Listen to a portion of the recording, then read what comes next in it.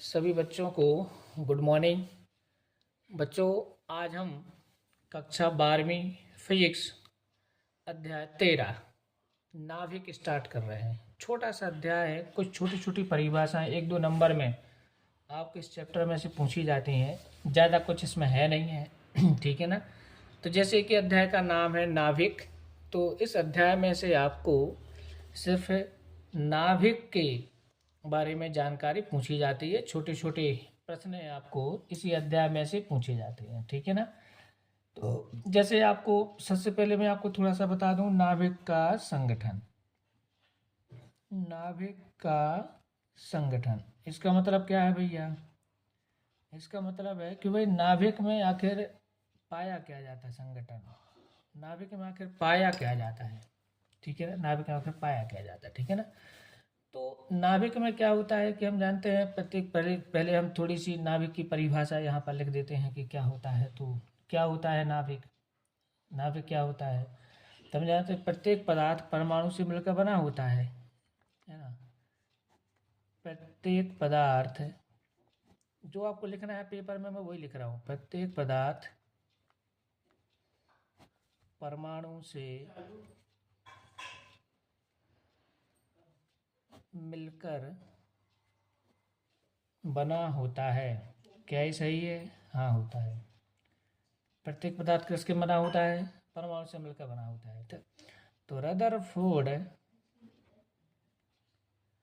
Rutherford model के अनुसार, Rutherford model के अनुसार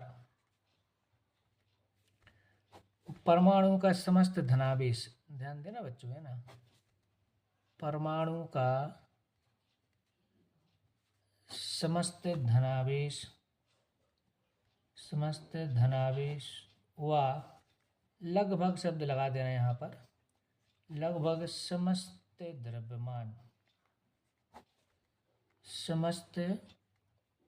द्रव्यमान उसके केंद्र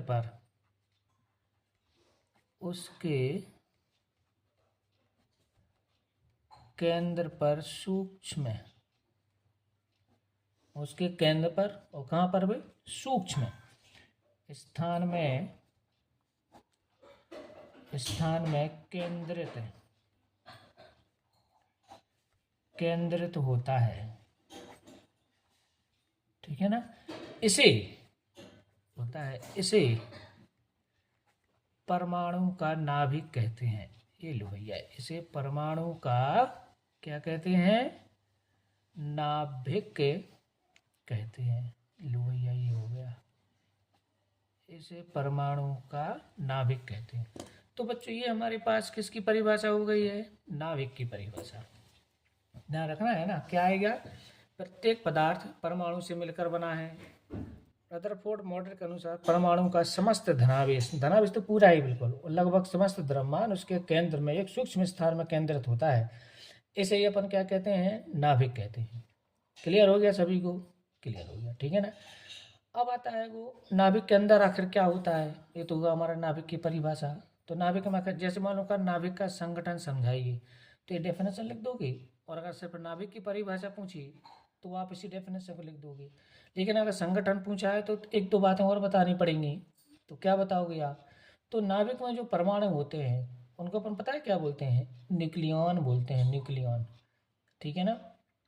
तो अपन यहाँ पर लिख देते हैं कि नाभिक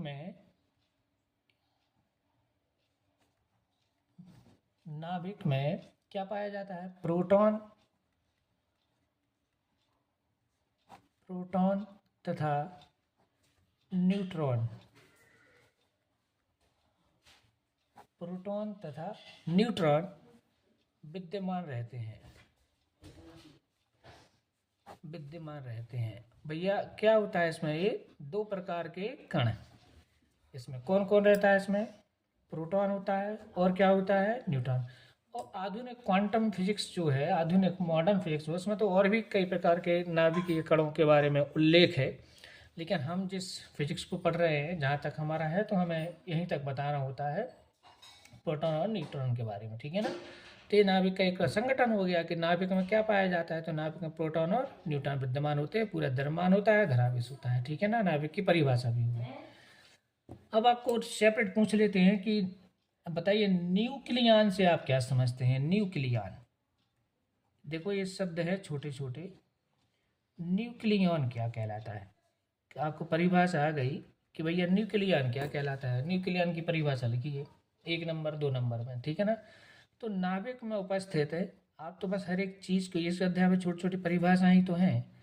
नाभिक में उपस्थित,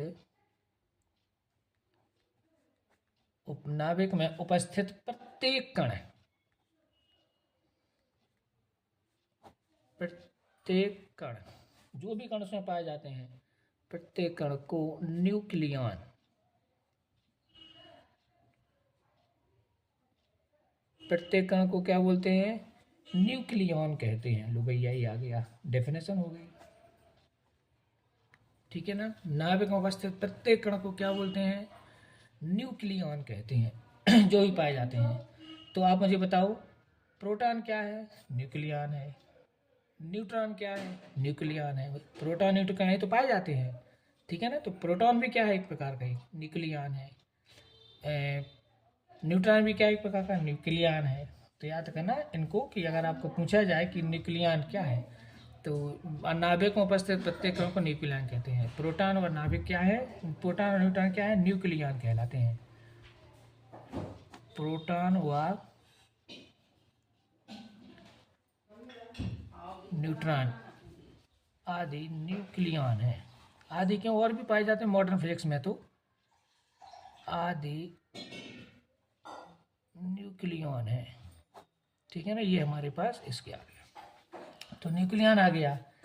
अब सबको क्लियर हो गया, हाँ हो गया होगा। ठीक है ना, अब हमें एक एक के बारे में थोड़ा सा पूछा था, आपसे प्रश्न पूछा था प्रोटॉन किसे कहते हैं, आप बताओ। इसमें ऐसे ही आना है प्रश्न, ऐसे ही छोटे छोटे।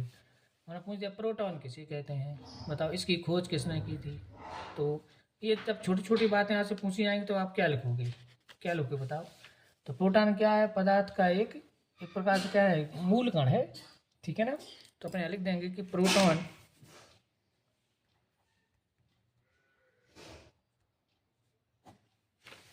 प्रोटॉन प्रोटॉन क्या है भैया, प्रोटॉन ऐसा नहीं लिखेंगे, ऐसा लिखेंगे।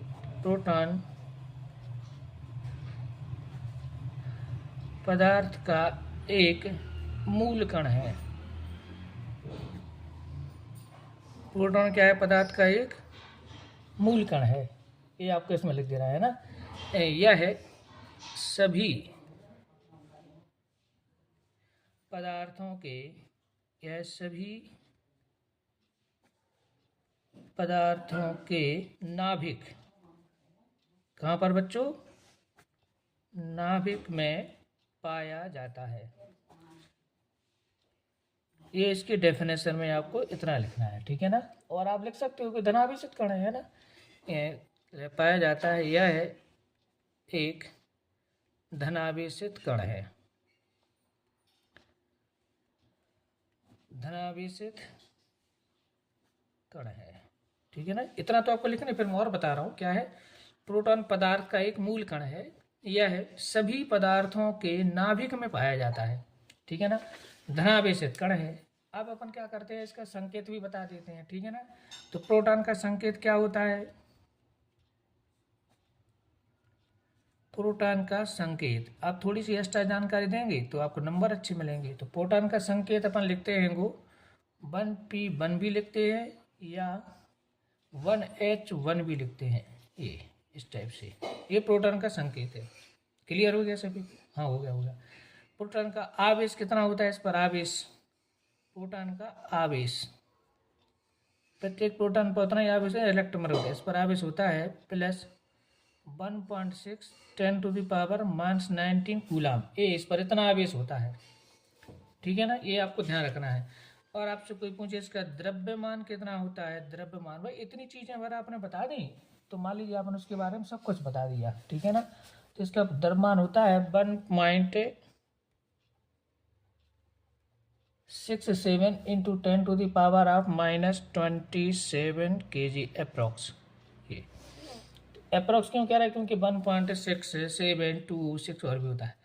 तो ये इतनी बातें यहाँ को प्रोटॉन के बारे में लिखनी है, ठीक है ना। उन्होंने कहा प्रोटॉन किसे कहते हैं या प्रोटॉन के बारे में बताइए, तो क्या लिखोगे, प्रोटॉन पदार्थ का मूल कण है, यह सभी पदार्थों के नाभिक में पाया जाता है, यह एक धनावेशित कण है और इसका संकेत ये आवेशीय व द्रव्यमानीय होता है। क्लियर हो गया, हाँ क्लियर हो गया, ठीक है। अब आपको आएगा, इसके बाद आएगा, अच्छा अगर आपको ये भी पूछे कि भाई प्रोटॉन के बारे में किसने बताया था, प्रोटॉन, तो प्रोटॉन जो है इसके बारे में उन्हें रदरफोर्ड ने, ठीक है ना, बताया था।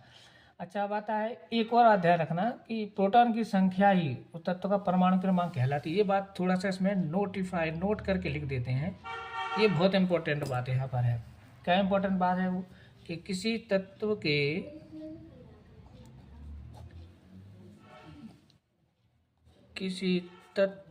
के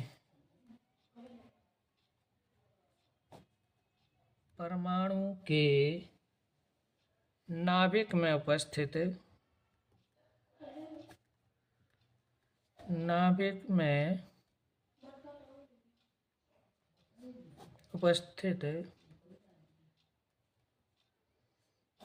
प्रोटॉन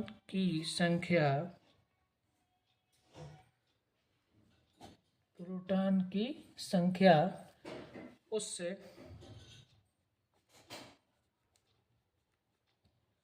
तत्व का परमाणु क्रमांक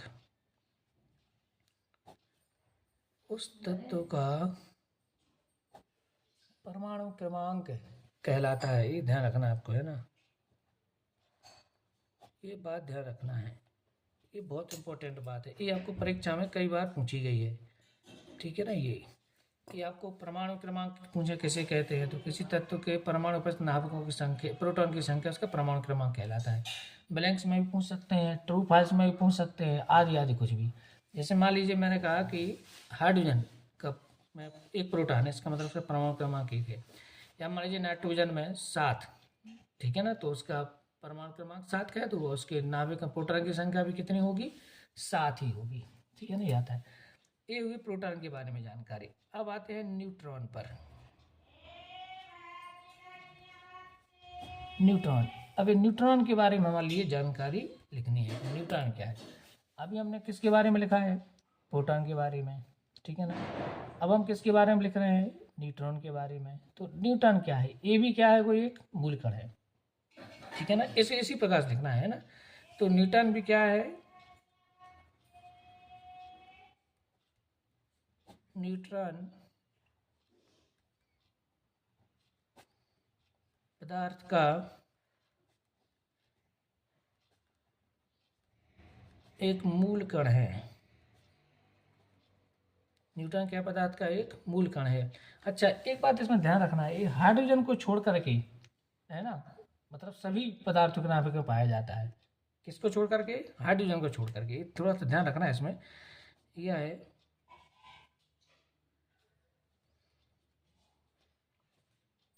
हाइड्रोजन को छोड़कर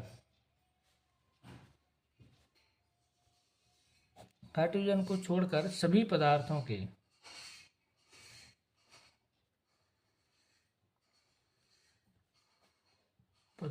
के नाभिक में पाया जाता है, ठीक है ना, ये भी ध्यान रखना है। यह है धनावेश था, यह है आवेशहीन, यह है उदासीन कह सकते, यह है एक उदासीन कण है। उदासीन का मतलब क्या हुआ, यह एक उदासीन कण है। उदासीन का मतलब क्या हुआ, इस पर कोई आवेश नहीं होता। ये थोड़ा सा इसमें ध्यान रखने की चीज़ है, ठीक है ना, ये थोड़ा सा ध्यान रखने की चीज़ है। इसमें जो है कोई प्रकार का आवेश नहीं होता है। आगे बात समझ में ना। फिर क्या होता है इसमें, इसका जो द्रव्यमान होता है वो प्रोटॉन के द्रव्यमान के लगभग बराबर होता है। प्रोटॉन के द्रव्यमान के लगभग बराबर होते हैं, ध्यान रखना है इसमें। और ये लिख देते हैं कि इसका द्रव्यमान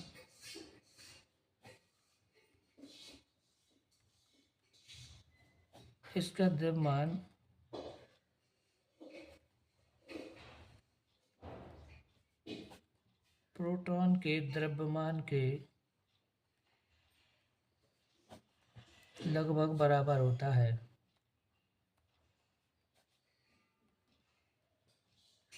लगभग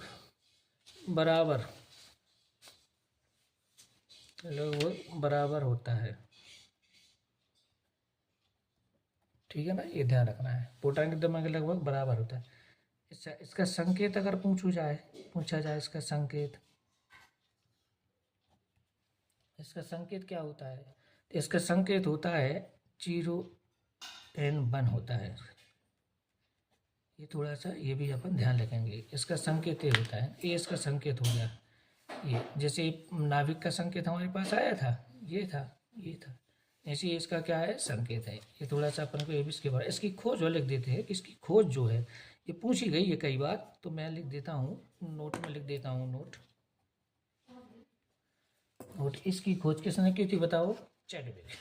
आप सभी को याद है वो कि न्यूटन की जो खोज है वो किसने की थी? चैडविक ने की थी। चैडविक है ना।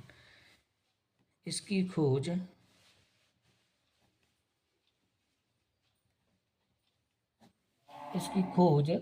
इंग्लैंड के जो वैज्ञानिक थे चैडविक, ठीक है ना।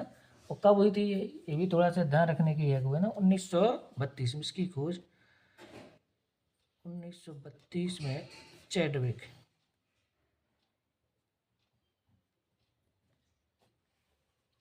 ने की थी।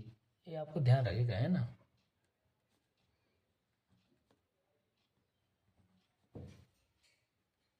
ठीक है ना, ये हो जाएगा। तो ये आपको इसमें एक बात है ध्यान रखने की, इसकी खोज किसने की थी? चैडविक ने। तो न्यूटन के बारे में आपको इतनी बातें यहाँ पर मेंशन कर देनी है, खोल देनी है, निकाल देनी है। ठीक है ना। अब हमारे पास न्यूट्रॉन हो गया भैया, प्रोटॉन हो गया। प्रोटॉन के बारे में मैंने बता दिया, न्यूटन के बारे में मैंने बता दिया। ठीक है ना। परमाणु क्रमांक के बारे में आपको जानकारी हो गई। अब अपन लिखते हैं द्रव्यमान संख्या। अब आपको पूछा जाता है परीक्षा में, द्रव्यमान संख्या किसे कहते हैं? द्रव्यमान संख्या के बारे में आपसे पूछा जाता है। ठीक है ना। तो द्रव्यमान संख्या कैसे कहते हैं? तो जो कुल प्रोटॉन और न्यूट्रॉन की संख्या होती है उसे उस तत्व की द्रव्यमान संख्या कहते हैं। ठीक है ना। किसी तत्व के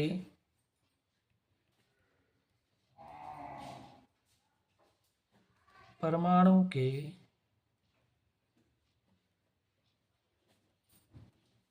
नाभिक में, किसी तत्व के परमाणु के नाभिक में उपस्थित कुल प्रोटॉनों,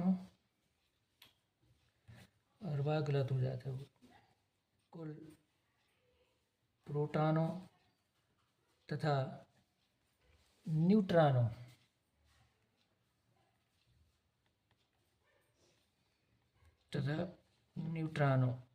की संख्या को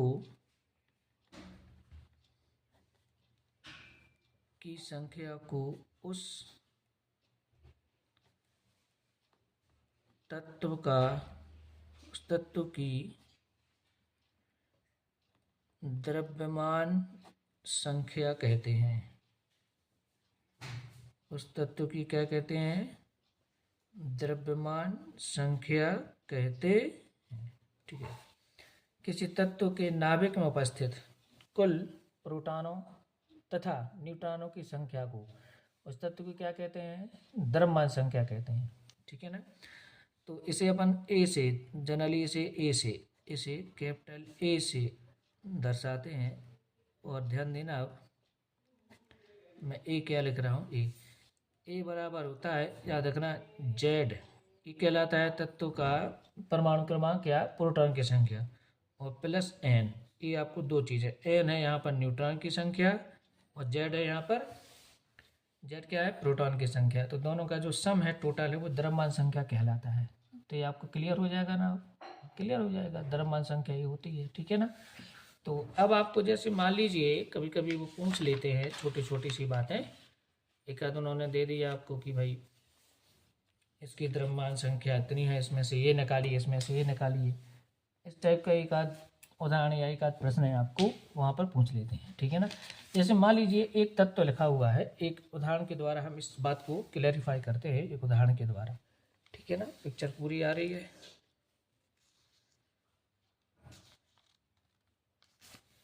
हाँ आ रही है। एक उदाहरण के द्वारा इस बात को जरा समझिए। जब हम किसी तत्व को लिखते हैं, कोई भी नाभिक, जैसे मान लीजिए मैंने लिखा 92 यूरेनियम 238, ये मैंने लिखा, ये यूरेनियम नाभिक का संकेत लिखा हुआ है पूरा, है ना। तो इसमें थोड़ा सा ये ध्यान रखना है कि ये जो नीचे दिख रहा है, ये इसको बोलते हैं उसकी परमाणु क्रमांक, और ये कहलाती है उसकी द्रव्यमान संख्या ऊपर वाली। तो कभी कभी आपसे पूछ देते हैं कि बताइए इसमें कितने न्यूट्रॉन हैं और कितने प्रोटॉन है, ये आदि आदि पूछ लेते हैं।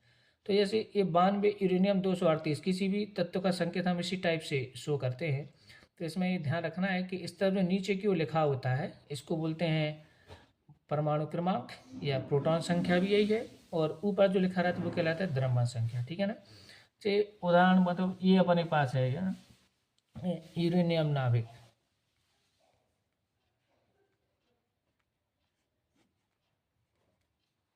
यूरेनियम नाभिक को प्रदर्शित करता है, प्रदर्शित करता है, ठीक है ना। तो देखो तब इसमें क्या होगा, तो यहाँ पर आपको दो चीज़ें यहाँ पर देखना है ना। तो इस प्रकार यहाँ ध्यान रखना बच्चों, है ना। द्रव्यमान संख्या कितनी हो जाएगी, द्रव्यमान संख्या, एक हम एग्जाम्पल के द्वारा इसको जान रहे हैं, ए बराबर हो जाएगा 238। क्लियर है ना, हाँ क्लियर है। अच्छा अगर आपसे पूछा जाए परमाणु क्रमांक इसका, परमाणु क्रमांक या इसको कहते हैं प्रोटॉन संख्या, तो यहाँ पर प्रोटॉन संख्या कितनी हो जाएगी, प्रोटॉन संख्या को अपन जेड से प्रदर्शित करते हैं तो जो हो जाएगी 92, ठीक है ना। अब न्यूट्रॉन संख्या लिखिए चाहिए हमें, तो चूंकि ए बराबर होता है जेड प्लस एन, ए बराबर होता है जेड प्लस एन, तो मैंने यहाँ लिख दिया 238, यहाँ पर लिख दिया मैंने 92, यहाँ पर लिख दिया मैंने एन। तो एन का मान कितना निकलेगा, 238 माइनस 92, इसका हम इस तरफ पक्षांतर कर देंगे, तो एन कितना बचेगा इसमें से 146, ये आएगा, ठीक है ना। तो इस प्रकार से आपको अगर किसी तत्व का संकेत उसके द्रव्यमान संख्या आदि के साथ लिखा हुआ है ना, तो ये आपको ध्यान रखना है। इसका मतलब होगा कि अतः नीचे लिखेंगे इस प्रकार यूरेनियम नाभिक में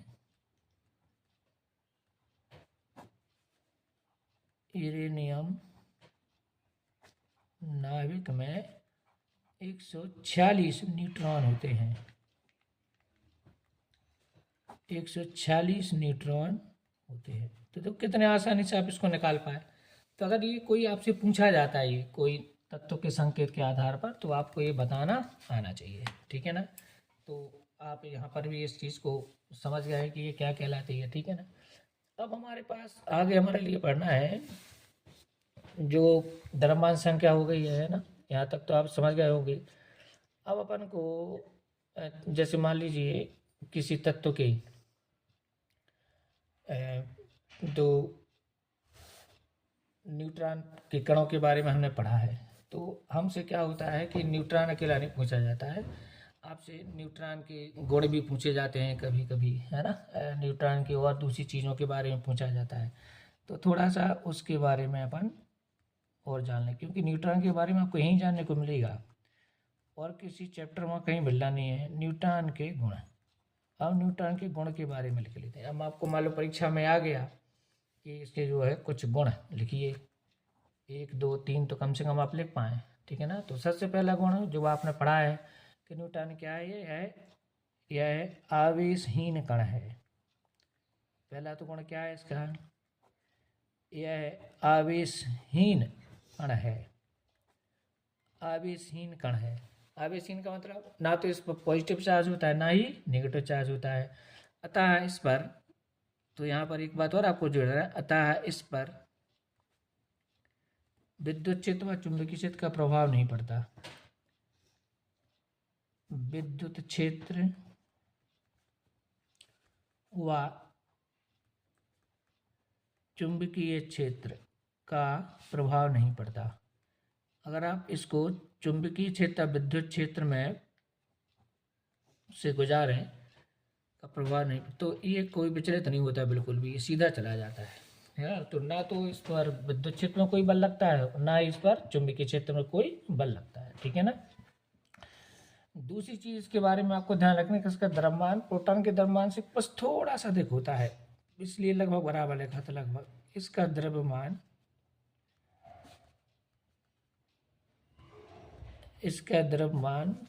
प्रोटॉन के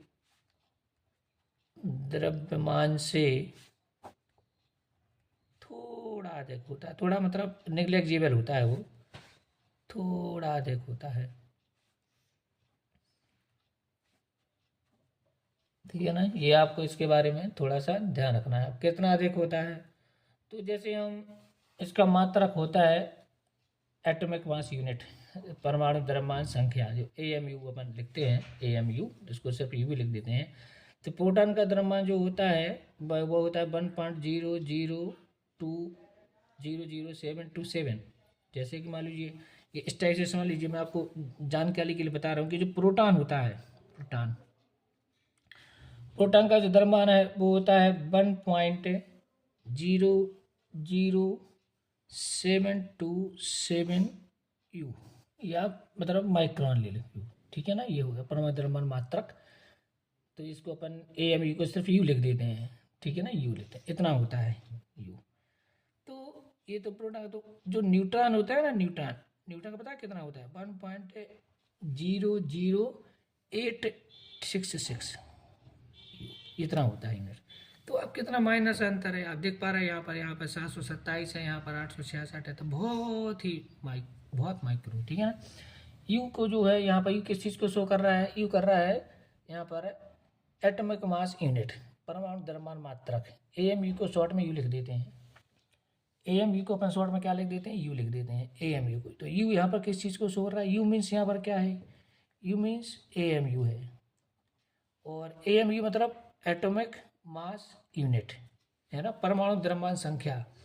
ये जो है परमाणु द्रव्यमान का एक प्रकार का मात्रक है, तो ध्यान रखना है, ठीक है ना।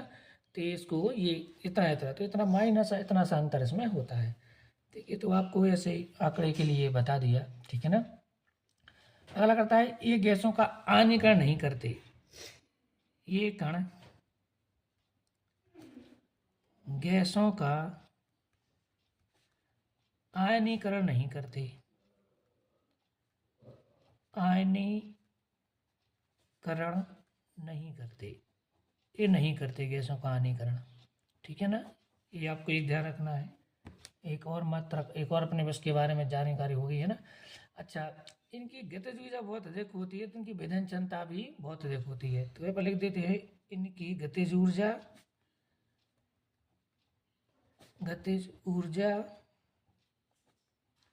व विधन क्षमता उच्च होती है। उच्च होती है मतलब बहुत अधिक होती है, ये आपको इसमें थोड़ा सा ध्यान रखना है, ठीक है ना। और अच्छा, एक और होता है कि ध्यान रखना है कि ये नाभिक के अंदर स्थायी होता है, ये भी आपको थोड़ा सा, मतलब ऐसे तो कोई कणों को पानी निकालते हैं नाभिक में से, लेकिन न्यूट्रॉन के बारे में आपको ये थोड़ा सा ध्यान रखना है कि नाभिक के अंदर कैसा होता है, स्थायी होता है।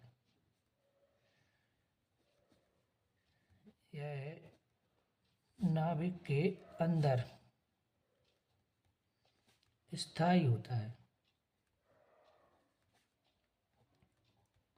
तो इस बात का मतलब क्या है कि नाभिक के अंदर स्थायी होता है, क्योंकि अगर ये बाहर निकलेगा तो फिर ये टूट जाएगा, बाहर निकलेगा तो स्थायी नहीं रहेगा, ठीक है ना। ये कहाँ पर स्थायी होता है, नाभिक के अंदर। नाभिक के बाहर निकलेगा तो क्या करेगा, तो कुछ कणों में टूट जाता है, ठीक है। तो हमारे पास इसके कुछ गुण हैं। अब इसके कुछ उपयोग भी लिख लेते हैं। न्यूट्रॉन के उपयोग, क्या उपयोग हमारे लिए न्यूट्रॉन के मिलते हैं, ये उपयोग भी अपन को यहाँ पर थोड़ा सा ध्यान रखना है। न्यूट्रॉन के उपयोग, तो क्या उपयोग है, पहला तो इसका उपयोग होता है यह जो है चिकित्सीय उपयोग होता है। जीव विज्ञान है चिकित्सा के क्षेत्र में उपयोगी। जीव विज्ञान व चिकित्सा में उपयोगी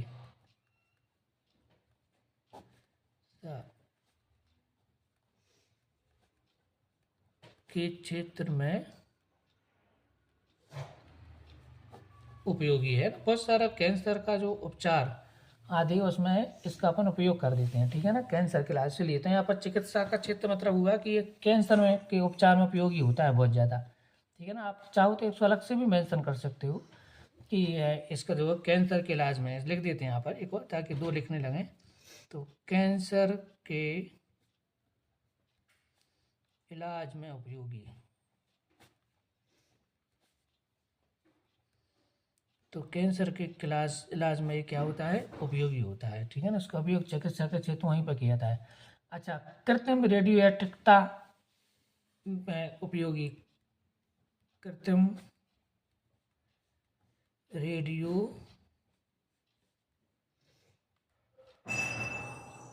एक्टिवता, कृत्रिम रेडियोएक्टिवता तथा कृत्रिम विघटन, माने नाभिक को तोड़ना, कृत्रिम विघटन में उपयोगी। मैं अब रेडियो एक्टिवता क्या होती है तो अभी हम आपको पढ़ाएंगे इसके बाद, ठीक है ना। एक आध और उपयोग ले लेते हैं। तो वही नाभिकीय विखंडन में आपने पढ़ा था ना कि जब 10th क्लास में आपने पढ़ा हुआ है इसको। तो नाभिकीय विखंडन में उपयोगी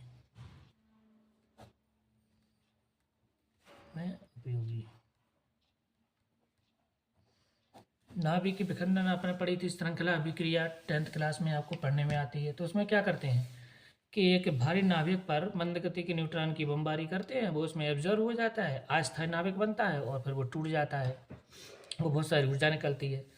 तो ये हमारे पास जो है न्यूट्रॉन के ये गुण हो गए और ये न्यूट्रॉन के क्या हो गए, उपयोग हो गए, ठीक है ना। इन दो चीज़ों के बारे में आपने यहाँ पर जाना, तो इतना तो आपको लगभग समझ में आ गया होगा। कुछ अब हम यहाँ पर जानते हैं वो नाभिक की विशेषताओं के बारे में, ठीक है ना। अभी हम किसके बारे में पढ़ रहे थे, नाभिकीय कणों के बारे में। अब आपको नाभिक की विशेषताएं अगर परीक्षा में लिखने को आती हैं तो आप क्या लिखेंगे, नाभिक की विशेषताएं। तो थोड़ा बहुत आप उसके बारे में लिख पाएँ, इसके लिए हम नाभिक की कुछ विशेषताओं को यहाँ पर पढ़ लेते हैं। तो सबसे पहला आता है नाभिक की त्रिज्या के बारे में। तो नाभिक की जो त्रिज्या होती है, सबसे पहली विशेषता आप मैं पढ़ रहा हूँ, यहाँ पर आपको बता रहा हूँ। नाभिक की त्रिज्या उसकी जो द्रव्यमान संख्या होती है, जिसको मैंने क्या लिखा था, ए लिखा था, है ना। तो द्रव्यमान संख्या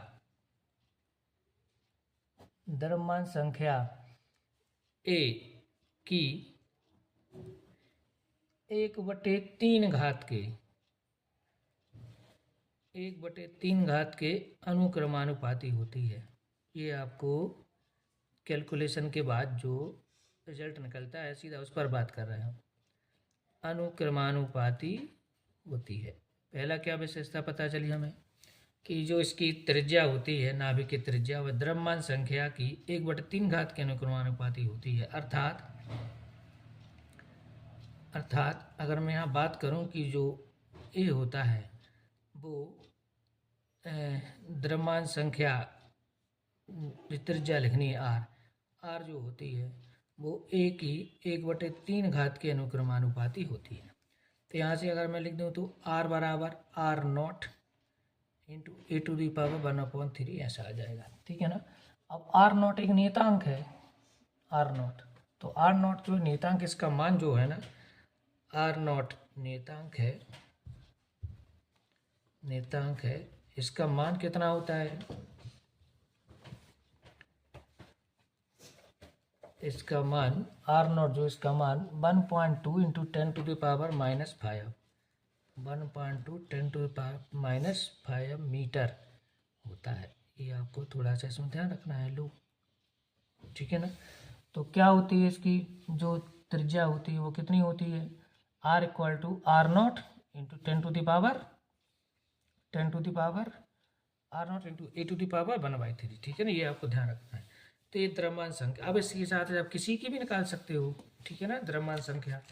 तो ये हमारे पास आ गया। अब अगला हमारे पास आता है इसमें, पहला तो हो गया उसकी इकाई के बारे में, त्रिज्या के बारे में कि त्रिज्या कितनी होती है नाभिक की, है ना। अब हम आते हैं वो त्रिज्या के बाद, अगला पेज लगा लें जरा इसको। अब हमारे पास अगला इसका आता है वो नाभिक का घनत्व। दूसरे नंबर पर आता है नाभिक का घनत्व। तो सीधा लिख देते हैं यहाँ पर कि जो नाभिक का जो घनत्व होता है, आप देखना कितना ज़्यादा होता है नाभिक का घनत्व है, जो इसकी डेंसिटी है, द्रव्यमान घनत्व, वो होता है 2.98 इंटू 10⁻17, ये प्लस में है, किलोग्राम प्रति घन मीटर। ये इतना ज़्यादा होता है। अब आप बताओ कितना भयंकर है, ठीक है ना। नाभिक का घनत्व कितना होता है, बहुत अधिक, 2.98 और 10⁻17 किलोग्राम प्रति घन मीटर। ये नाभिक का घनत्व है। दो विशेषताएं हो गई। तीसरा होता है नाभिक का जो आवेश होता है, नाभिक का आवेश माने नाभिक पर जो आवेश होता है, परमाणु की बात नहीं कर रहा, परमाणु का तो नेट आवेश 0 हो जाएगा। नाभिक का आवेश प्लस जेड ई होता है जहाँ पर ई क्या है, यहाँ जेड परमाणु क्रमांक,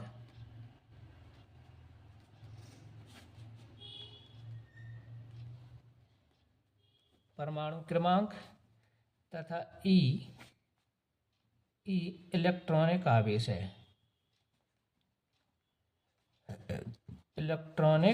आवेश है, ठीक है।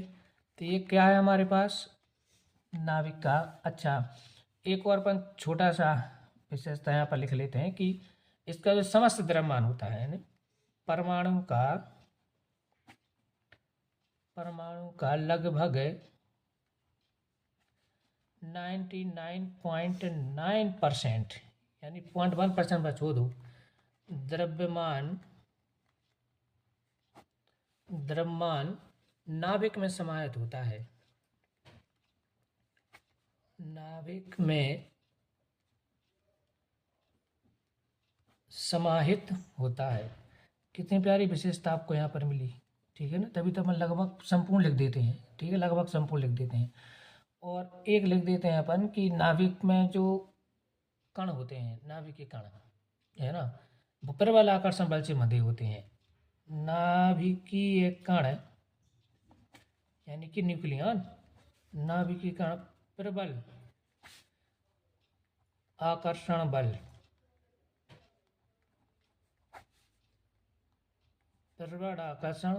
से बंधे होते हैं, आपस में बंधे होते हैं, ठीक है ना। ये इसको अपन कौन सा बल बोलते हैं, नाभिकीय बल बोलते हैं, ठीक है ना। इसे नाभिकीय और आपको याद होगा 11वीं क्लास में पढ़ाया था, नाभिकीय बल कहते हैं कि दुनिया का सबसे तीव्रतम बल है नाभिकीय बल। प्रबल नाभिकीय बल से बंधे होते हैं। ये दुनिया का कैसा है, सबसे तीव्रतम बल है, इससे तीव्र बल नहीं होता, ठीक। तो ये आपके पास इसके बारे में छोटी छोटी सी जानकारी हुई है, ठीक है ना।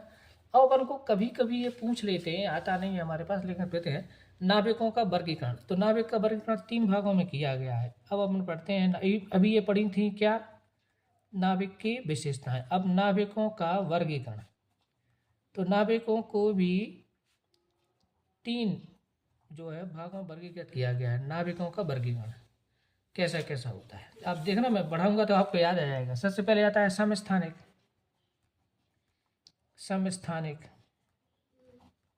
सबसे पहले कौन से, समस्थानिक क्या कहलाते हैं, इनका परमाणु क्रमांक तो समान होता है, ठीक है ना।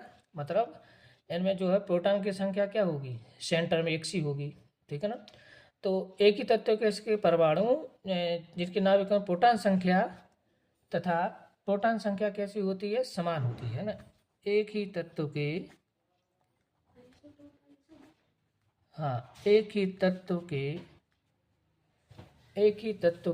ऐसे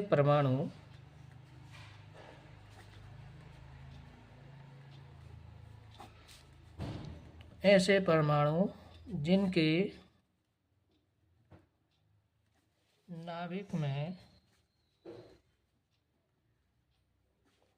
जिनके नाभिक में प्रोटॉन की संख्या समान होती है, किंतु न्यूट्रॉन कैसी हो जाएगी, न्यूट्रॉन की संख्या, किंतु न्यूट्रॉन की संख्या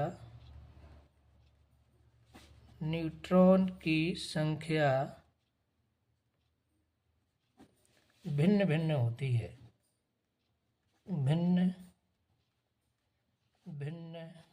है। इसको क्या बोलते हैं, समस्थानिक कहलाते हैं जी, है ना। एक ही तत्व के ऐसे परमाणु जिनके नाभिक में प्रोटॉन की संख्या समान होती है, प्रोटॉन की संख्या कैसी होती है, समान होती है, किंतु न्यूट्रॉन की संख्या कैसी होती है, भिन्न भिन्न होती है। एक इसका एग्जाम्पल भी अपन यहाँ पर लिख देते हैं, जैसे कि हाइड्रोजन के समस्थानिक, जैसे कि हाइड्रोजन होती है हमारी, हाइड्रोजन के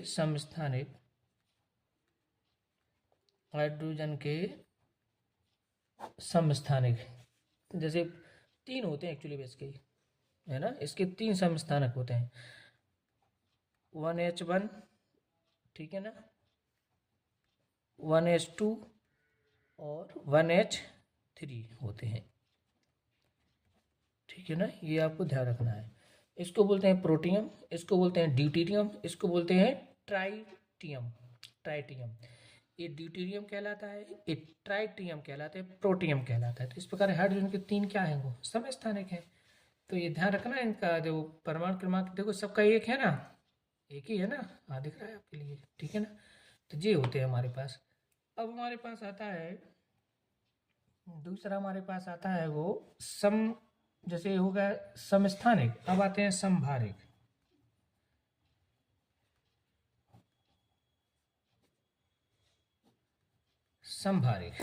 ठीक है ना। संभारिक क्या कहलाते हैं, ऐसे तत्व जिनके मतलब प्रोटॉन तथा न्यूट्रॉन की संख्या अलग अलग होती है, किंतु न्यूक्लियन की संख्या समान होती है ना। तो यहाँ पर लिखे क्या कर लेंगे अपन, इसमें आ जाएगा विभिन्न हो जाएंगे, अब इसमें है ना, हम विभिन्न हो जाएंगे यहाँ पर, विभिन्न। यहाँ पर क्या था, एक ही तत्व के, यहाँ पर क्या आ जाएगा, विभिन्न तत्वों के ऐसे परमाणु जिनके जो नाभिक होते हैं, जिनके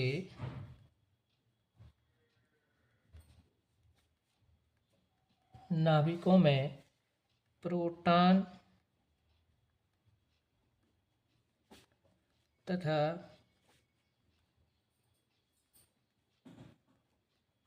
न्यूट्रॉन की जो कुल संख्या होती है, मतलब प्रोटॉन तथा न्यूट्रॉन की संख्या अलग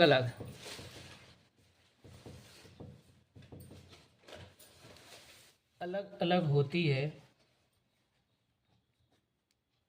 कैसी होती है, अलग अलग होती है, लेकिन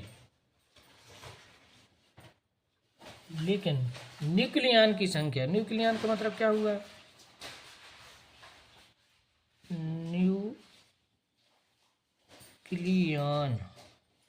न्यूक्लियन की संख्या कैसी होती है, समान होती है,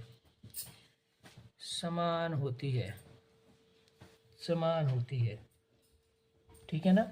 मतलब ये समझी बात को, न्यूट्रॉन की संख्या प्रोटॉन की संख्या अलग अलग है, लेकिन इनकी कुल संख्या बोले न्यूक्लियन, इनकी कुल संख्या समान है ना। और एक ऐसे होंगे विभिन्न तत्वों के परमाणु होंगे, ये एक ही तत्व के परमाणु होते हैं, समस्थानिक में एक ही तत्व के परमाणु, और यहाँ पर विभिन्न तत्वों के परमाणु, ठीक है ना। अब इसके एग्जाम्पल को हम लेते हैं, जैसे मैंने एक ऑक्सीजन को ले लिया, ऑक्सीजन 8 और 17, ठीक है ना।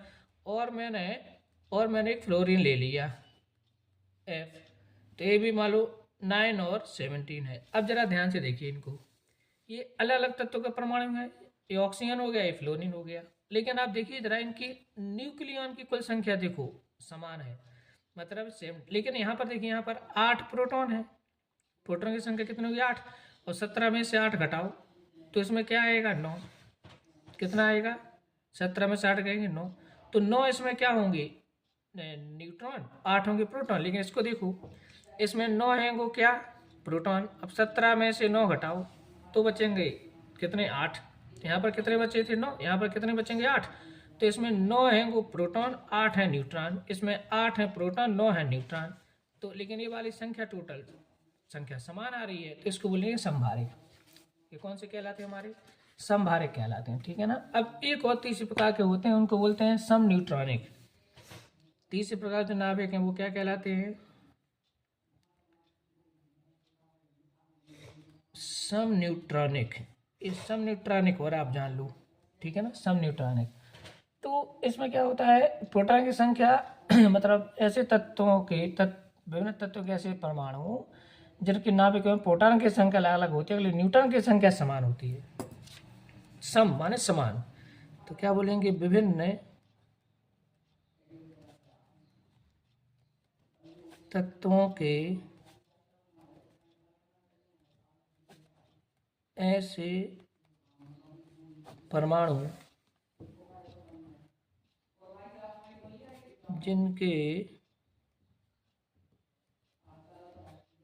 जिनके नाभिक में, यानी कि नाभिकों में प्रोटॉन की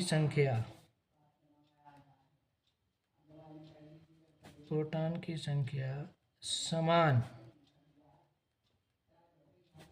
होती है, किंतु प्रोटॉन की संख्या भिन्न भिन्न लिखना था। प्रोटॉन की संख्या भिन्न भिन्न होती है, किंतु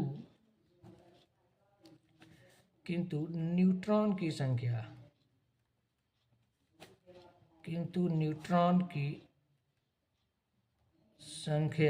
कैसी होती है, समान होती है। न्यूट्रॉन की संख्या समान होती है, ये कहलाते हैं विभिन्न तत्वों के ऐसे परमाणु जिनके नाभिकों में प्रोटॉन की संख्या भिन्न भिन्न होती है, किंतु न्यूट्रॉन की संख्या कैसी होती है, समान होती है, ठीक है ना। तो इनको क्या बोलते हैं अपन, सम न्यूट्रॉनिक बोलते हैं। जैसे एक एग्जाम्पल तो अपन यहाँ पर लिखेंगे ही, जैसे कि हमारे पास आ गया मान लीजिए सोडियम और मैग्नीशियम है। सोडियम, तो सोडियम का परमाणु क्रमांक कितना होता है 11 होता है, ठीक है ना। और ये द्रव्यमान संख्या इसकी 23 होती है, ठीक है ना। अब यहाँ पर लेते हैं मैग्नीशियम, ठीक है ना। तो इसमें आप देखिए इसका 12 होता है और यहाँ पर होता है 24। अब जरा ध्यान देना इसको, है ना। तो सोडियम में 11 थे, तो 23 में से 11 घटाओ, 23 में से 11 घटाओ तो कितने बचेंगे 12 बचेंगे। तो इसमें 12 न्यूट्रॉन है। इसमें देखो 24 में से 12 घटाओ तो न्यूट्रॉन 12 है। तो सोडियम के नाभिक में भी 12 न्यूट्रॉन होते हैं और मैग्नीशियम के नाभिक में भी 12 न्यूट्रॉन होते हैं। तो ये दोनों सम न्यूट्रॉनिक हो गए, लेकिन इनके प्रोटॉन संख्या अलग अलग है। देखो परमाणु क्रमांक अलग अलग है, विभिन्न तत्व हैं। तो विभिन्न तत्वों के ऐसे परमाणु जिनके नाभिकों में न्यूट्रॉन की संख्या समान होती है लेकिन प्रोटॉन संख्या भिन्न भिन्न, वो कहलाते हैं सम न्यूट्रॉनिक। तो ये आपको थोड़ा सा इसका ये आपको ध्यान रखना है, ठीक है ना। अब हमारे पास आता है, अगला आता है द्रव्यमान क्षति के बारे में, ठीक है ना। द्रव्यमान क्षति क्या कहलाती है, ये मैं इसको इम्पोर्टेंट डालूंगा। द्रव्यमान क्षति, इसको मैं IMP डाल देता हूँ, ये हमारे लिए इम्पोर्टेंट डेफिनेशन है। द्रव्यमान क्षति बहुत अच्छे से आप इसको समझिए, है ना। परीक्षा में आपको द्रव्यमान क्षति के बारे में कई बार पूछा गया है, द्रव्यमान क्षति, ठीक है ना। तो किसी नाभिक के वास्तविक द्रव्यमान और उसके घटकों के द्रव्यमानों के अंतर को, ये आती है परिभाषा। किसी नाभिक के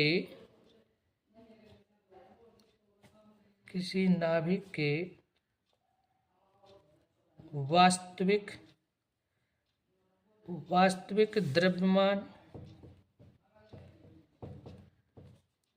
द्रव्यमान तथा उसके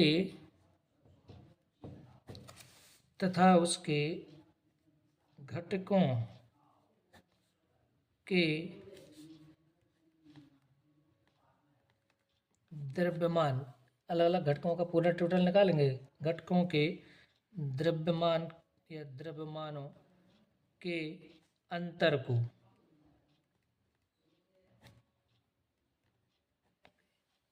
को द्रव्यमान क्षति कहते हैं।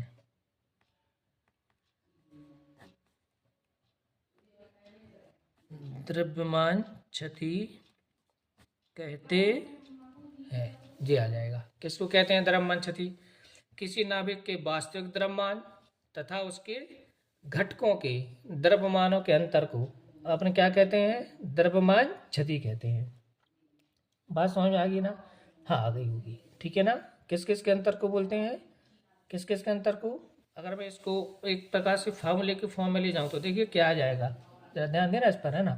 तो द्रव्यमान क्षति का जो हमारे पास फार्मूला बनेगा,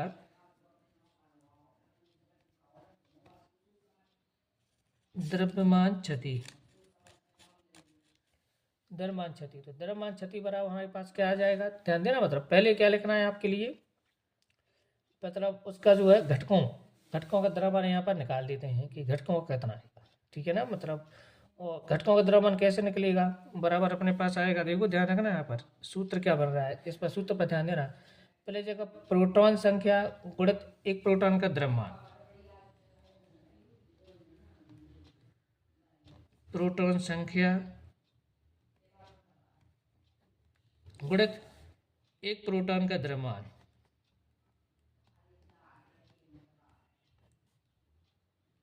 एक प्रोटॉन का द्रव्यमान। तो यहाँ पर क्या होगा, प्रोटॉन का कुल द्रव्यमान निकल आएगा। प्रोटॉन की कितनी संख्या है और एक प्रोटॉन की द्रव्यमान से उसका गुणा करेंगे तो प्रोटॉन का द्रव्यमान निकल आया, कुल निकल आया। तो यहाँ पे न्यूट्रॉन का निकाल दूँ तो यहाँ पर क्या आएगा, प्रोटॉन संख्या आप लिखो न्यूट्रॉन संख्या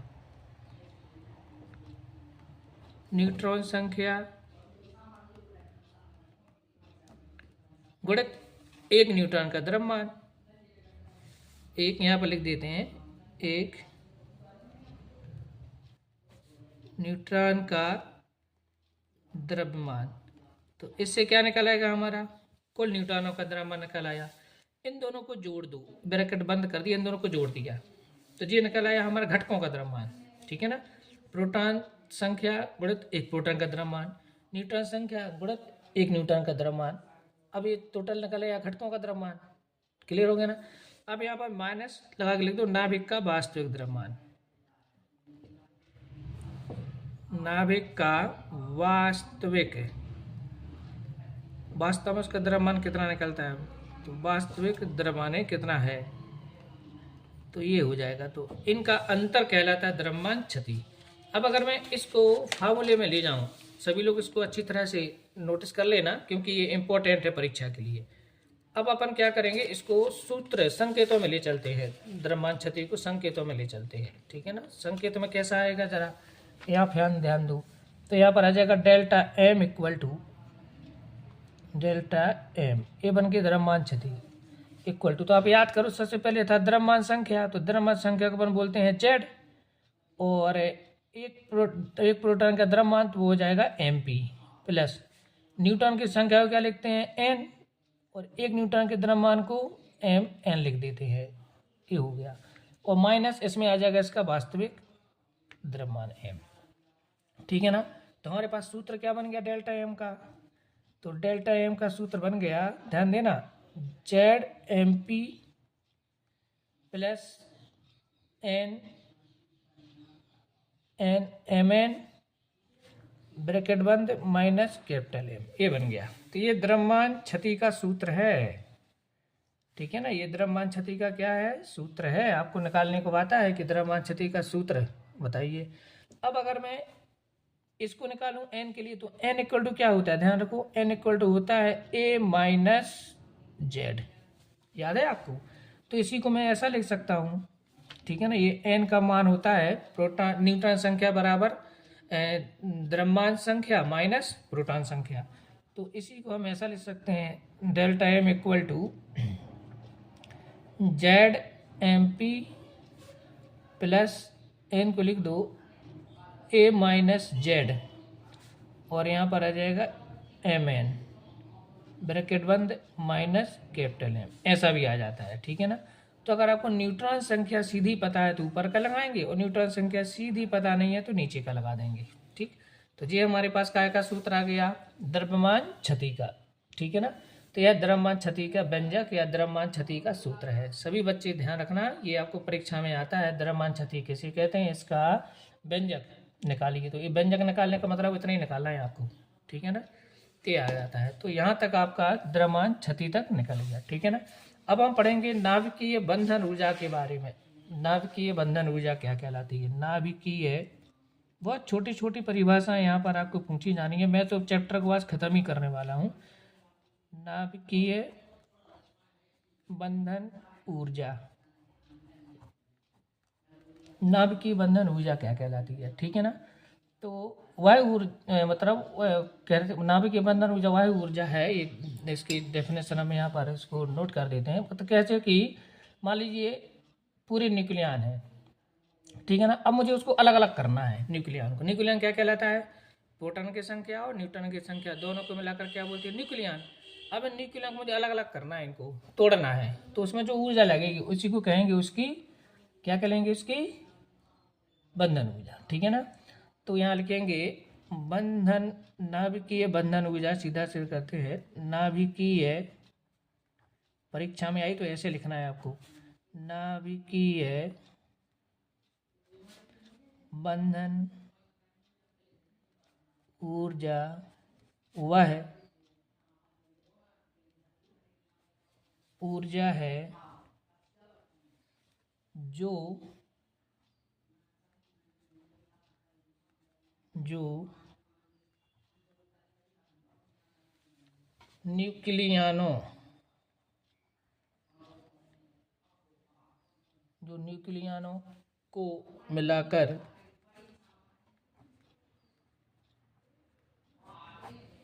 न्यूक्लियनों को मिलाकर नाभिक बनाने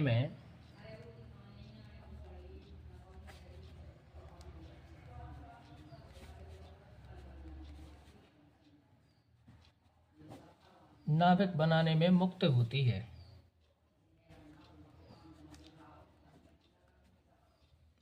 है। मतलब, या इसी को उल्टा पढ़ लो आप, इसी को उल्टा पढ़ दो, या वह ऊर्जा, अब जैसे जो बनाने में लगी वही मिटाने में, तो या वह ऊर्जा जो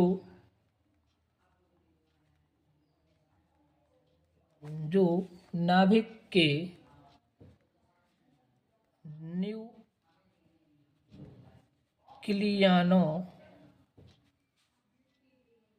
न्यूक्लियनों को अलग अलग, इसी पर बात कर रहे थे ना अपन, अलग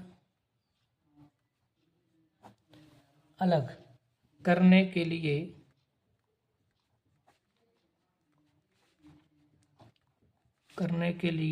आवश्यक है। अलग अलग करने के लिए क्या है, आवश्यक है। ठीक है ना। तो बस हो गया, ये होती है हमारे पास। ठीक है ना। अब इसे हम एक्चुअली में ईबी,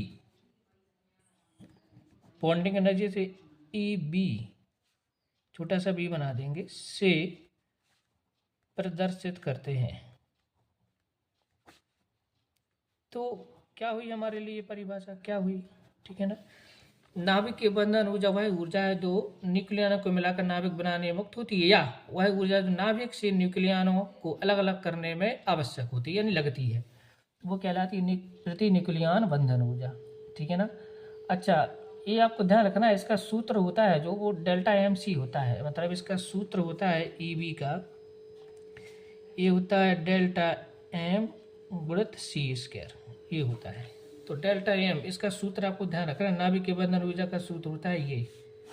ठीक है ना। तो डेल्टा एम क्या है यहाँ पर, डेल्टा एम है यहाँ पर द्रव्यमान क्षति, अभी अपन ने पढ़ा ना, द्रव्यमान क्षति, और सी क्या है, प्रकाश की चाल है।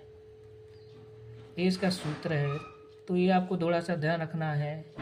क्या ध्यान रखना है कि नाभिक के बंधन ऊर्जा का जो फार्मूला है, ठीक है ना, वो क्या होता है हमारे पास, EB equal to delta m into c square, ये होता है, ठीक है ना।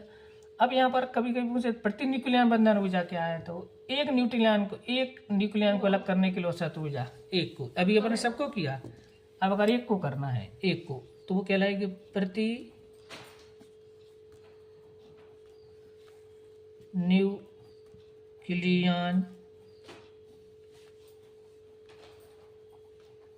बंधन ऊर्जा, प्रति न्यूक्लियन, ठीक है ना। प्रति न्यूक्लियन बंधन ऊर्जा क्या होती है, प्रति न्यूक्लियन, ठीक है ना। तो इसको क्या कहेंगे अपन, तो किसी नाभिक से उसके एक न्यूक्लियन को, अभी सबको किया था एक को, किसी नाभिक से उसके एक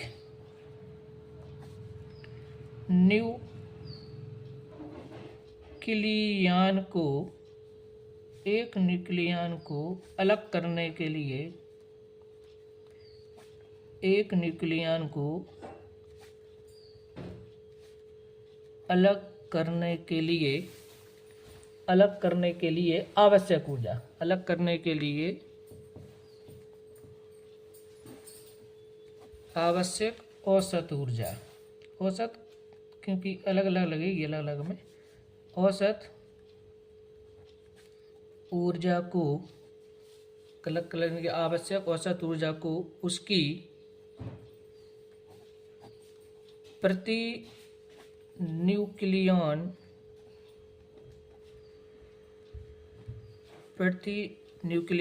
बंधन ऊर्जा कहते हैं, प्रति न्यूक्लियन बंधन ऊर्जा कहते हैं, ये आ गया, ठीक है ना।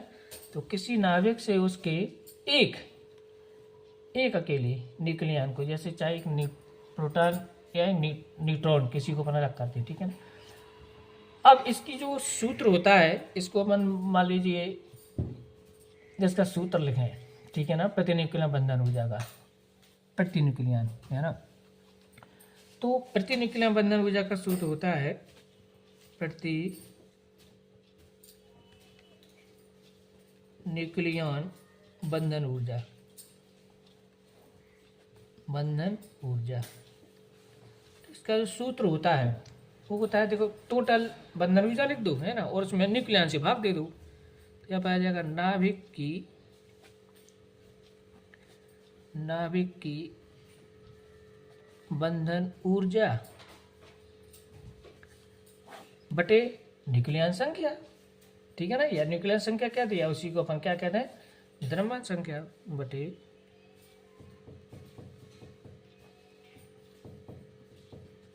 न्यूक्लियन संख्या, ये निकलती है, ठीक है ना। तो ये अपन को थोड़ा सा इसमें ध्यान रखना है कि कितनी होती है। अच्छा, एक बात याद रखना, प्रत्येक नाभिक की बंधन ऊर्जा पॉजिटिव होती है, ये मैं नोट लगा कर यहाँ पर इस चीज़ को आपको बता दूं कि प्रत्येक नाभिक की बंधन ऊर्जा जो होती है, ये कभी नेगेटिव नहीं होती है ना, ये पॉजिटिव ही होती है। प्रत्येक नाभिक की बंधन ऊर्जा धनात्मक होती है, इसको कभी ऋणात्मक नहीं लिया जाता है,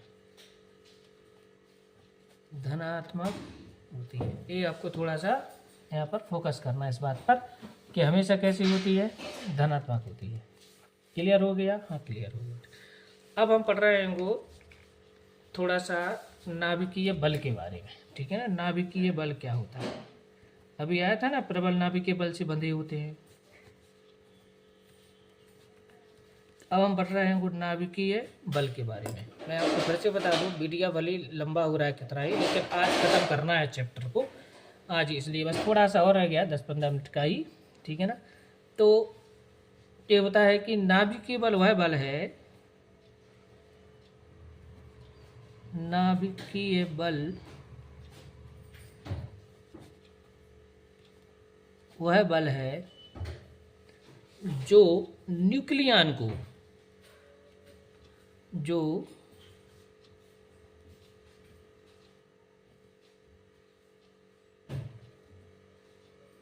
जो न्यूक्लियन, वीडियो में आ रहा है पूरा, हाँ आ रहा होगा है ना, जो न्यूक्लियन को नाभिक में, जो न्यूक्लियन को नाभिक में बांधे रखता है, बांधे रखता है, ये ध्यान रखना है, ये कहलाता है, ठीक है ना। नाभिकीय बल वह बल है जो न्यूक्लियन को क्या करता है, नाभिक में बांधे रखता है। यह बहुत ही तेज होता है, यह है प्रबल, प्रबल मतलब बहुत तेज, यह प्रबल बल होता है, यह प्रबल बल होता है, ठीक है ना, ये ध्यान रखना है, ठीक है ना इधर। अब ये कैसा प्रबल बल होता है, मतलब ये कैसा प्रबल हो जाता है, तो अगर हम इसका कहना चाहिए कि गुरुत्वाकर्षण बल, कूलाम बल और नाभिकीय बल, इनका अगर हम कंपेयर करें, ठीक है ना, कंपेयर करें, तो ये जो नाभिकीय बल होता है ये गुरुत्वाकर्षण बल से तो 10⁻38 और कूलाम बल से 10⁻36 गुना होता है। ये थोड़ा सा आपको ध्यान रखना है। ये मतलब जैसे अपन यहाँ पर लिख दें कि गुरुत्वाकर्षण बल, गुरुत्वाकर्षण बल ले लें हम, इसके बाद कूलाम बल ले लें, कूलाम बल ले लें, और फिर नाभिकीय बल ले लें, नाभिकीय बल ले लें, तो इनका जो रेशियो है वो इस टाइप से निकलता है 10⁻36 10⁻38 ऐसा निकलता है। ये ध्यान रखना है, ठीक है ना। ये बहुत तीव्र उत्पाद है, इससे देखो इतना ज़्यादा गुना तीव्र है, इतना ज़्यादा। तो ये हमारे पास इनका एक थोड़ा सा कहना चाहिए कि विशेषता है नाभिकीय बल के बारे में। तो नाभिकीय बल आप सभी समझ गए होंगे क्या कहलाता है, ठीक है ना। नाभिकीय बल तो वह बल जिससे पूरे के पूरे न्यूक्लियन नाभिक में क्या होते हैं, बंधे होते हैं, उसी का बल क्या बोलते हैं, नाभिकीय बल कहते हैं, ठीक है ना। आपको ज़्यादा कुछ और इसके बारे में पूछने को आना नहीं है, तो उतना ही आपके लिए ध्यान रखना है, ठीक है ना। अब अपने पास आता है वो नाभिक के स्थायित्व के बारे में, कभी कभी पूछ लेते हैं, और फिर इसके बाद आएगा हमारा रेडिएटिविटी और तमाम। तब आता है नाभिक का स्थायित्व कैसे निर्धारित होता है। तो नाभिक का स्थायित्व मतलब नाभिक स्थायी होगा या अस्थायी होगा, इस बारे में यहाँ पर बात करेंगे। तो नाभिक का जो स्थायित्व है वह दो तथ्यों पर निर्भर करता है, दो बातों पर, ठीक है ना। तो यहाँ पर लिखेंगे नाभिक का स्थायित्व, नाभिक का स्थायित्व निम्न दो तथ्यों पर निर्भर करता है, निम्न दो तथ्यों पर निर्भर करता है। तो कौन कौन से तथ्यों पर निर्भर करता है, पहला तो कहता है प्रति न्यूक्लियन, पहला तो करता है प्रति न्यूक्लियन बंधन ऊर्जा पर, बंधन ऊर्जा पर ध्यान देना बच्चों, इसको प्रति न्यूक्लियन बंधन ऊर्जा पर, है ना। तो इसका मान जितना ज़्यादा होगा नाभिक उतना ज़्यादा स्थायी होगा, ठीक है ना। तो इसका मान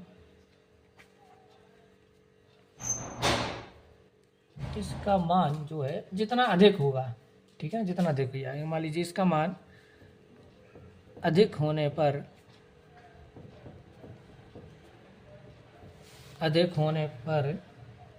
नाभिक कैसा होगा, अधिक स्थायी होगा, नाभिक अधिक स्थायी होगा। इसका मान अधिक होने पर नाभिक कैसा होगा, अधिक स्थायी होगा। तो पहला तो हो गया हमारे पास प्रति न्यूक्लियन बंधन। दूसरी वाली ध्यान रखना, न्यूट्रॉन, दूसरा हमारे पास है न्यूट्रॉन और प्रोटॉन, न्यूट्रॉन और प्रोटॉन का अनुपात, ये बहुत महत्वपूर्ण है, इसी से हमें रेडिएटिविटी का ज्ञान होना है। अनुपात यहाँ पर, ठीक है ना। तो इसमें आपको ये ध्यान रखना है कि अगर ये अनुपात मान लीजिए 1:1 है, यानी कि लगभग समान है, तो नाभिक कैसा हो जाएगा, स्थायी हो जाएगा। लेकिन अगर वो 1 से अधिक है, 1 से अधिक है, तो फिर नाभिक जो है, नाभिक स्थायी नहीं होगा, फिर दिक्कत हो जाएगी। बात समझ में आ रही ना। तो ये इस प्रकार से निर्भर करती है। न्यूट्रॉन प्रोटॉन संख्या का 1:1 है, तो फिर अपन क्या रखेंगे कि नाभिक स्थायी होगा, यानी कि न्यूट्रॉन की संख्या प्रोटॉन की संख्या ऐसी स्थिति में क्या हो जाएगी, ऐसी स्थिति में समान हो जाएगी अगर 1:1 है। और अगर वो 1:1 नहीं है ना, मतलब वो समान नहीं है, तो फिर वो क्या होगा, अलग अलग हो जाएगा। तो मैं यहाँ पर सिर्फ एक चीज़ को यहाँ पर नोटिस कर देता हूँ कि यह अनुपात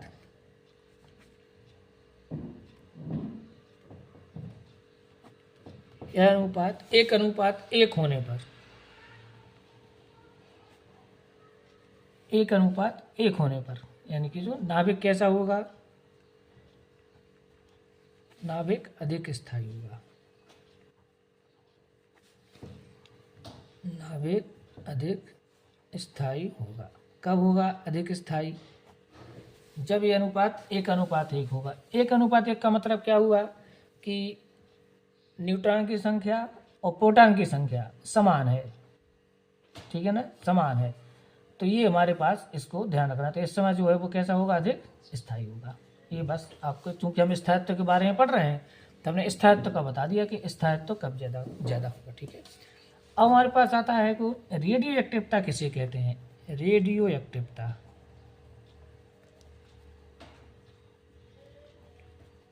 रेडियो एक्टिवता, अब इसके बारे में जानना है, रेडियो एक्टिवता क्या होती है, ठीक है ना।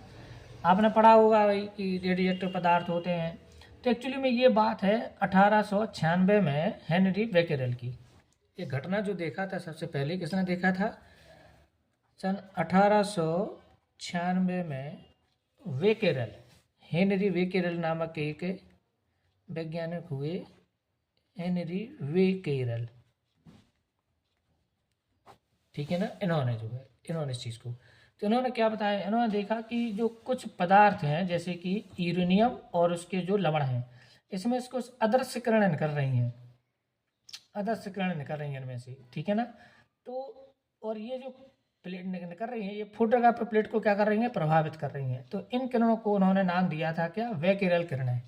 बेकेरेल किरणें, इन किरणों को क्या नाम दिया था उन्होंने, बेकेरेल किरणें। किसने देखा, 1896 में हेनरी बेकेरेल।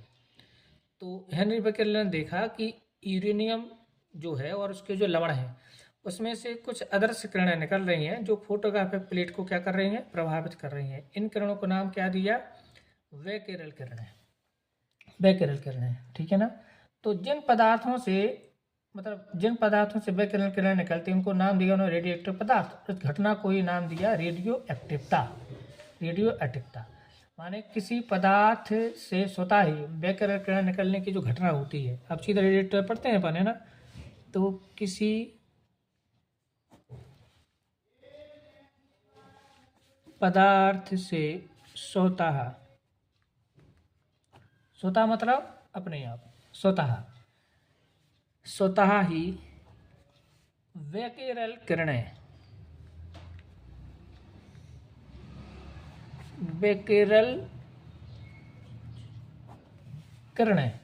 निकलने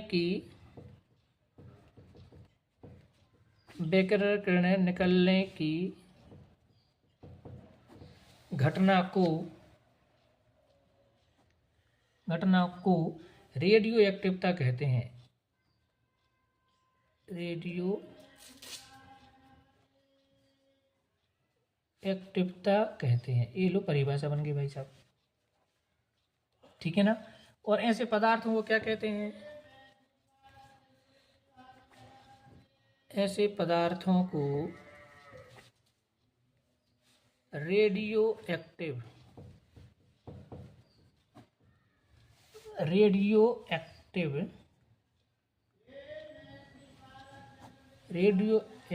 पदार्थ कहते हैं। बस इतनी सी बातें तो आपको लिखनी है, इतनी बातें तो लिख ही दोगे। हाँ लिख देंगे। क्या ये किसने खोजा था, 1896 में हेनरी बेकेरेल ने बताया कि कुछ पदार्थ यूरेनियम और उसके लवण इस प्रकार से हैं कि इनमें से कुछ अदृश्य किरणें निकलती हैं जो कि फोटोग्राफी को प्रभावित करती हैं। तो इन किरणों को नाम दिया गया बैक्यूरेल किरणें। और किसी पदार्थ से स्वतः ही बैक्यूरेल किरणें निकलने की घटना को रेडियो एक्टिवता कहते हैं। ठीक है ना। और ऐसे पदार्थों को क्या बोलते हैं? रेडियो एक्टिव पदार्थ कहते हैं। क्लियर होगी ना बात? हाँ क्लियर है। ठीक है ना। अगर आपको बैक्यूरेल किरणों के बारे में पूछा जाए, बैक्यूरेल किरणें मान लो उन्होंने पूछ दिया कि भाई बैक्यूरेल किरणें क्या है, ल्यू बैक्यूरेल किरणें, इसकी परिभाषा भी मान लो आपको पूछ लिया उन्होंने। ठीक है ना, कि बताइए बैक्यूरेल किरणें क्या है। तो बैक्यूरेल किरणें क्या कहलाती हैं? तो रेडिएटिव पदार्थों से स्वतः निकलने वाली किरणें बैक्यूरेल किरणें कहलाती हैं। ऐसे आप डेफिनेशन लिख दोगे, है ना। क्या लिख दोगे? कि रेडियो एक्टिव पदार्थों से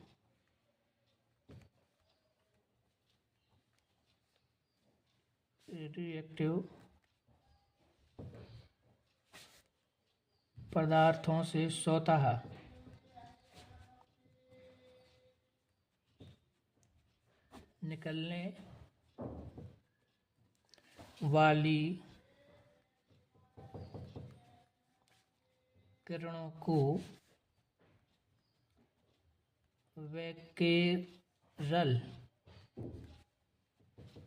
बैक्यूरेल किरणें कहते हैं। ये आ गया। ठीक है ना। रेडियो एक्टिव पदार्थों से स्वतः निकलने वाली किरणों को बैक्यूरेल किरणें कहते हैं। अब इनके कुछ गुण भी लिख लेते हैं अपन। जब अपन इसको बताएंगे तो कुछ गुण बता देना, तो बहुत बेहतर तरीके से उसको आप निकाल पाएंगे। ठीक है ना। तो पहला तो क्या है कि ये स्वतः निकलती हैं। ये पहला गुण तो यही हो गया, ये स्वतः निकलती हैं। ठीक है ना। दूसरा गुण क्या लिख दोगे? ठीक है ना, कि रेडियोएक्टिव पदार्थों के सभी यौगिकों से भी निकलती हैं। रेडियोएक्टिव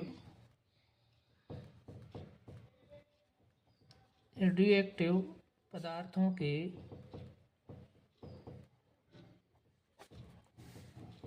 सभी यौगिकों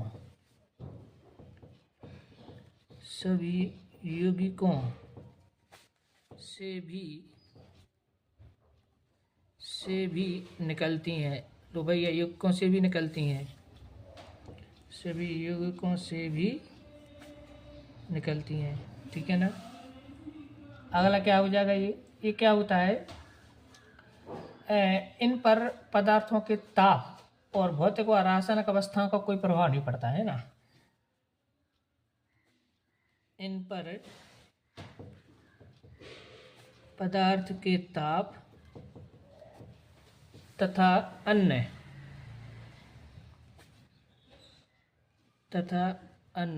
भौतिक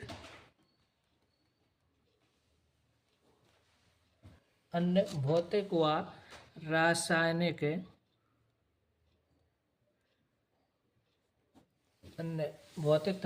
रासायनिक अवस्थाओं का